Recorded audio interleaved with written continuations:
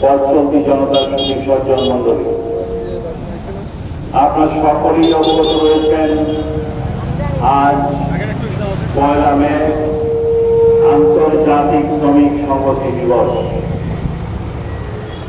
আজ থেকে ১৩৯ বছর আগে শিকাগোর হে মার্কেটে সেই সময়কার শ্রমিকরা সমবেত হয়েছিল।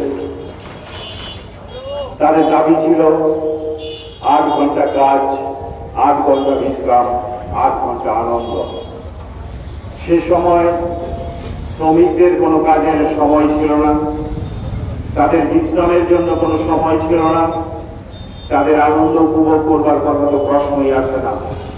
এরকম এক পরিস্থিতিতে পৃথিবীর আন্তর্জাতিক শ্রমিক তারা বিভিন্ন সময় বিভিন্ন যে আন্দোলন তারা সংগঠিত করেছিলেন তার এক সংহত রূপ পেয়েছিল ১ মে এই মার্কেটে। এবং এই লড়াই যখন তারা সংগঠিত করছেন, আপনারা জানেন সেই আন্দোলনের পর সেই সময়কার মার্কিন শাসকবর্গ ঝাঁপিয়ে পড়ে খুন করেছিল শ্রমিক নেতাদের। এই দিন থেকে এই দিনটি আমরা পালন করছি আন্তর্জাতিক শ্রমিকদের সংহতি দিবস হিসেবে। এবং এই দিবসে আমরা যেমন তাদের শ্রদ্ধা জানাই, তেমনি পৃথিবীর শ্রমজীবী মানুষের সামনে এই মুহূর্তের সমস্যা কি, তাদের দাবি দেওয়া উচিত, কি তাদের আন্দোলন গত ১৩৯ বছর ধরে বিশ্ব শ্রম সংস্থা, আপনারা জানেন world federation of trade union, তার উদ্যোগে ইশতেহার প্রকাশিত হয়। সেই ইশতেহারে আমরা পৃথিবীর শ্রমজীবী মানুষের লড়াইয়ের জন্য বার্তা প্রেরণ করি। তারই কর্মসূচির অঙ্গ হিসাবে আমরা এখানে মিলিত হয়েছি। আমি শুরুতে পৃথিবীর দেশে দেশে সাম্রাজ্যবাদের বিরুদ্ধে লড়াই করতে গিয়ে এবং বর্তমান সময়তে প্যালেস্টাইনের উপর ইসরায়েলি হানাদার বাহিনী এবং একইভাবে গত ৩ বছর ধরে রাশিয়া ইউক্রেন যুদ্ধের নামে যে অসংখ্য নিরীহ মানুষকে খুন করা হচ্ছে, মারা যাচ্ছেন, এই যুদ্ধ যারা লাগিয়েছেন তারা চান গোটা পৃথিবীতে যুদ্ধ থাকুক, তাদের অস্ত্র বিক্রি বাড়ুক, আর শ্রমজীবী মানুষ তাতে আরো বেশি দুর্দশাগ্রস্ত হোক। এবং এই কারণেই এতগুলো জীবন বলিদান করতে হয়েছে। আমি তাদের প্রতি বিশেষভাবে সংহতি জানাচ্ছি। যারা এই লড়াইতে রয়েছেন, আমাদের পৃথিবী জোড়া শ্রমজীবী মানুষের অধিকারগুলো খর্ব করা হচ্ছে, প্রতিদিন তাদের কাজের ঘন্টা কমিয়ে দেওয়া হচ্ছে। আপনারা দেখেন এখন নতুন করে অনলাইন শপিং মল এরকম নাম দিয়ে কিছু ব্যবসা শুরু হয়েছে, যে অনলাইন এবং শপিং মল বা হোম ডেলিভারির নামে আজকে যারা গিগ ওয়ার্কার হিসেবে কাজ কর্মরত রয়েছেন তাদের কাজের কোনো ঘন্টা নেই। সারাদিন ধরে পরিশ্রম করে তাদের উপার্জন তেমন কিছু হয় না, তাদের জীবনের কোনো ঝুঁকি সম্পর্কে কেউ কোনো দায়িত্ব গ্রহণ করেন না। ওরকম এক অনিশ্চয়তার মধ্যে আজকে সমস্ত অংশের শ্রমজীবী অংশের অধিকার খর্ব করার পাশাপাশি আমরা লক্ষ্য করছি তাদের যে সুযোগগুলো সেগুলোকে কেড়ে নেওয়া হচ্ছে। তার বিরুদ্ধেও পৃথিবীব্যাপী লড়াই অব্যাহত রয়েছে। সেই শ্রমজীবী মানুষের সাথে আমরা আজকের সময়তে সংহতি জ্ঞাপন করছি। আমাদের দেশের অভ্যন্তরে গত 10 বছর ধরে একটি সরকার রয়েছে। আমাদের দেশের অভ্যন্তরে গরিব এবং বড়লোকদের পার্থক্য ছিল না, আমরা বলছি না, কিন্তু গত 10 বছরে আমাদের দেশের গরিব আর সেখানে ধনীদের পার্থক্যকে এমন এক জায়গায় পৌঁছে দেওয়া হয়েছে যে আজকের পৃথিবীর সবচেয়ে ধনী লোকটির বসবাস আমাদের ভারতবর্ষে, আজকের পৃথিবীর সবচেয়ে দুর্দশাগ্রস্ত গরিবতম লোকের বসবাস আমাদের ভারতবর্ষে। আমরা লক্ষ্য করছি আমাদের দেশের ধনী তিনি শুধুমাত্র আমাদের দেশের মধ্যেই সর্বোচ্চ ধনী নন, তিনি গোটা পৃথিবীর মার্কিন যুক্তরাষ্ট্র, ব্রাজিল, ফ্রান্স অথবা দক্ষিণ আফ্রিকার মতো আজকে ওই G20 দেশগুলোর যে গরিব লোকরা রয়েছেন তাদের সকলের চেয়ে তার সম্পদ বেশি এবং তাদের আয় বেশি। গত 10 বছরে আমাদের দেশ এমন ভাবে পরিচালিত হয়েছে। আজকে নির্বাচনের মুখে আমাদের দেশের প্রধানমন্ত্রী দাবি করছেন গত 10 বছর ছিল আমার কাছে টেলার, এখন আগামীবার যদি আমি নির্বাচনে জিতি তাহলে আমি ভারতবর্ষের মানুষকে কাজ দেখাবো। সেই টেলারে কি আমরা দেখতে পাই? এই মুহূর্তে ভারতবর্ষ পৃথিবীর রেকর্ড পরিমাণ ক্ষুধার দেশ হিসাবে চিহ্নিত হয়েছে। এই মুহূর্তে ভারতবর্ষ স্বাধীনতার পর সবচেয়ে রেকর্ড বেকারত্বের জন্য চিহ্নিত হয়েছে। এই মুহূর্তে আমার দেশ ভারতবর্ষ পৃথিবীর সবচেয়ে দারিদ্রতম দেশগুলোর মধ্যে অন্যতম দেশ হিসাবে চিহ্নিত হচ্ছে। ওরকম এক পরিস্থিতির মধ্যে আমরা দেখতে পাচ্ছি যে আমাদের দেশের অভ্যন্তরে শ্রমজীবী মানুষের সাথে সাথে সাধারণ মানুষের অবস্থা এক ভয়াবহ চিত্র। আমাদের দেশের 1% উপরের দিক থেকে থাকা মানুষ গোটা ভারতবর্ষের যা সম্পদ তার 40 ভাগের মালিক।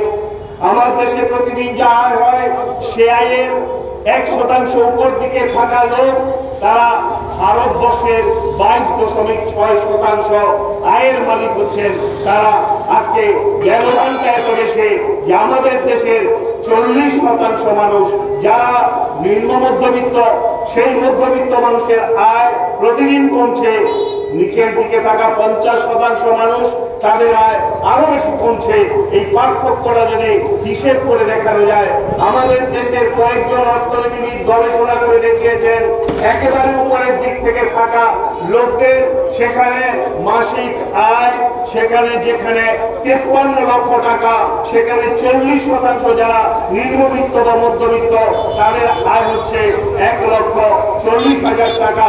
আর যারা একেবারে বিশেষ দিকে বসবাস করেন তাদের সারা বছরের আয় হচ্ছে সেখানে মাত্র 71,000 টাকা। অর্থাৎ বৈষম্যের এক চরম সীমায় ভারতবর্ষ আজ রয়েছে। গরিব মানুষ প্রতিদিন গরিব থেকে গরিবতর হচ্ছে, শ্রমজীবী মানুষের অধিকার প্রতিদিন খর্বিত হচ্ছে।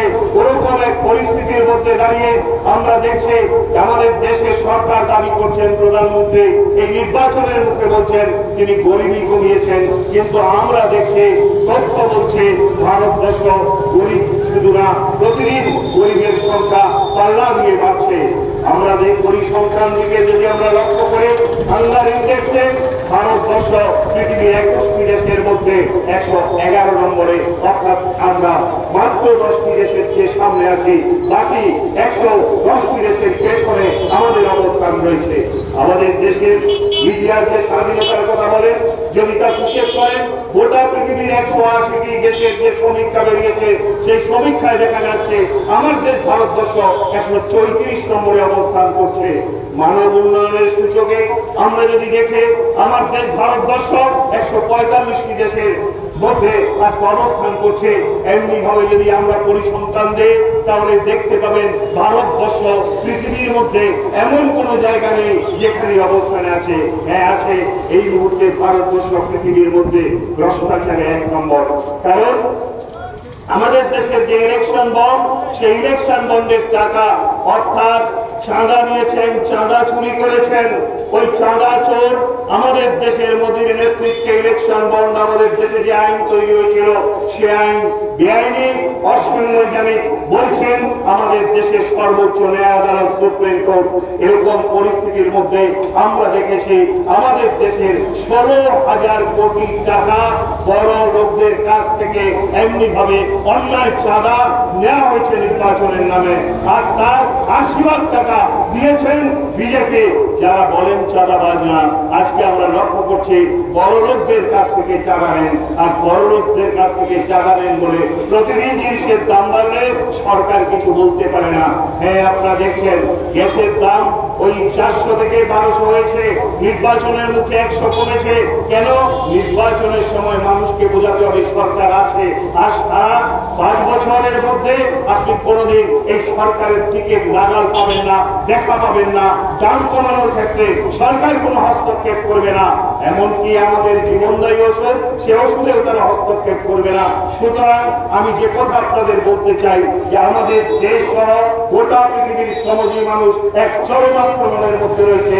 একদিকে সাম্রাজ্যবাদ, যারা চায় গরিব মানুষের সব সম্পদ কয়েকজনের কাছে কুক্ষিগত করতে, অপরদিকে আমরা লক্ষ্য করছি আমাদের দেশের সংবিধান, আমাদের দেশের গণতন্ত্র, আমাদের দেশের কথা বলার অধিকার আজকে লঙ্ঘিত হচ্ছে।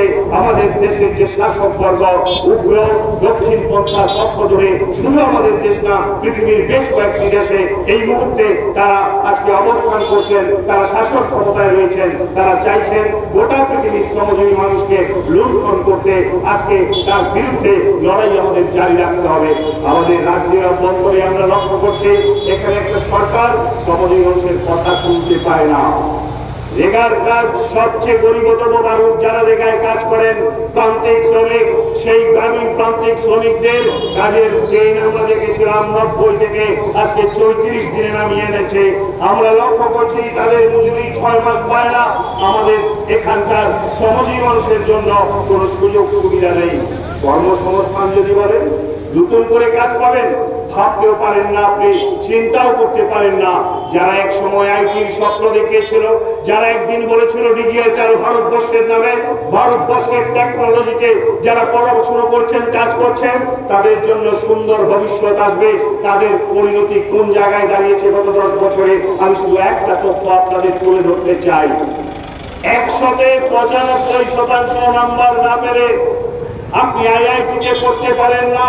এবং ভারতবর্ষের 1 নম্বর আইআইটি মুম্বাই আইআইটি, যে আইআইটিতে পড়বার জন্য আপনাকে শুধুমাত্র উচ্চ মাধ্যমিক না, আপনাকে ভারতবর্ষের ওই ইঞ্জিনিয়ারিং কোর্সে পড়বার জন্য যে পরীক্ষাগুলো আছে, সেই পরীক্ষাগুলোর মধ্যে সর্বোচ্চ ভারতবর্ষের মধ্যে আপনার র্যাঙ্কিং 200 থেকে 400-র মধ্যে রাখতে হয়। সেরকম ইঞ্জিনিয়ারিং পাস করা ছেলে যারা ভর্তি হয়েছিলেন মুম্বাই আইআইটিতে, গত বছর দেখা গেছে মুম্বাই আইআইটি থেকে পাস করা ছেলে মেয়েদের মধ্যে 100 জনে 34 জন তাদের কোনো রিপ্লেসমেন্ট হয়নি, অর্থাৎ তারা কোথাও কর্মসংস্থানের সুযোগ পায়নি।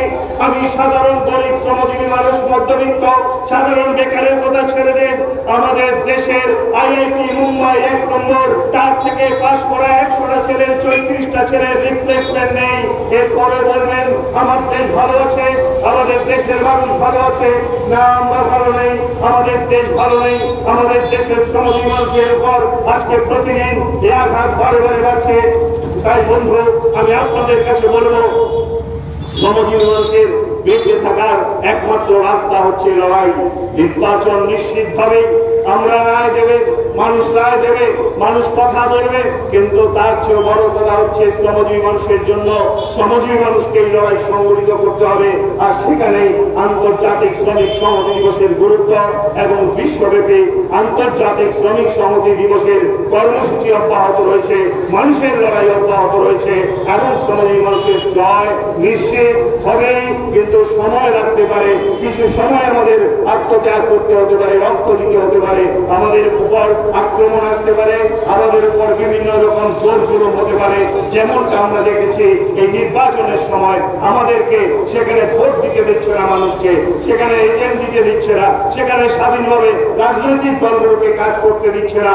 কিন্তু এটাই শেষ কথা নয়, পৃথিবীর ইতিহাসে শেষ কথা বলবেন মানুষ, শ্রমজীবী জনতা।